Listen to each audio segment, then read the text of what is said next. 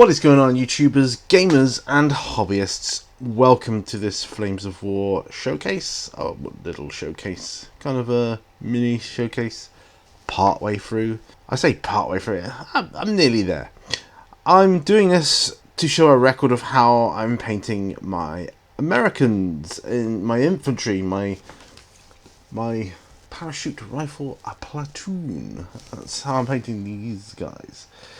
So, and these are them here, and you'll notice that their helmets are very green, and I'll come on to that in a moment in due course, and as to why. So they're not finished, obviously, because I've got to do the like the leaves and things on the helmets and whatnot, and the nets around the helmets and that kind of thing. But this is where I'm at for now, and also, of course, I've got to put some grass tufts in and you know, that kind of thing, which I fully intend to do. I've got some here, but they're a bit too green. I think got these here, but I think they look a bit out of place. So I've ordered some like some dead land scrub ones, a bit more browner. I just think it will fit in with my basing scheme a little more. Anyway. So I'm just going to move my infantry off of here a moment. Concentrate on some of them anyway. Just concentrate on the paints that I've used. I'll leave these guys on just for show, really. Anyway, now I started off painting their main uniforms with P3's battle dress green. You can use brown violet if you so. Well, it's pretty much an identical colour. You really can't tell any difference, you know, especially like 3 feet away. But to me, they're the same. The difference is pretty minimal. But yeah, so you can use that. So that's what I used for the main uniform. I'll leave that one out. So I used P3's battle dress green. Now for the what do they call them? The like the putties, the things that go around the gaiters, the things that go around the ankles. I used the Vallejo German beige. Actually, is World War II German beige for that, and for some of the backpacks that worked out quite well. For the boots and other areas that were darker, I used Corvus black because it's an off black.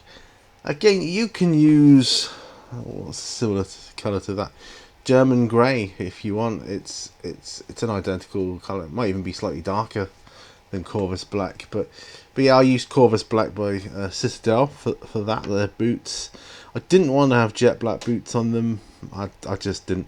Certain parts of the rifle. Oh, that reminds me, because I'm neglecting a paint here. Yeah, certain parts of the rifle, some rifles I did paint black, like handles and things with the Corvus black, but the main parts, because they were primed in white, I painted them with Citadel's contrast black Templar, heavily thinned down with the contrast medium there. I would say 60-40 or 50-50 you can do, but I used more like a 60-40 because it's a very thick paint. Is black Templar on its own. There was a couple of areas I was reluctant to use any metallic colours on them at this scale, but I have just here and there very tiny areas, like the very ends of a couple of the guns and things like that, and I think it worked quite well.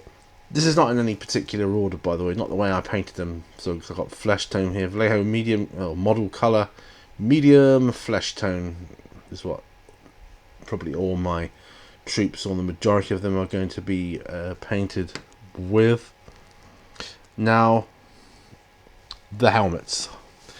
I did start off doing the helmets in brown violet, or it might have been an olive drab, might have been Might have been that olive drab there. It might have been that.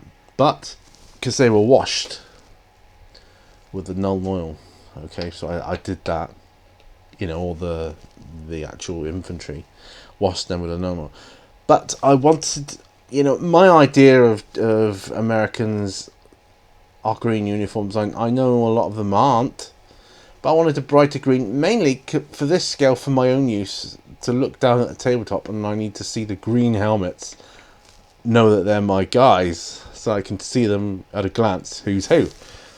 You know, nothing worse than looking at a fantastic Battlefield tabletop game and getting confused. Are those my guys? Are your guys? You know, I just need to be able to see.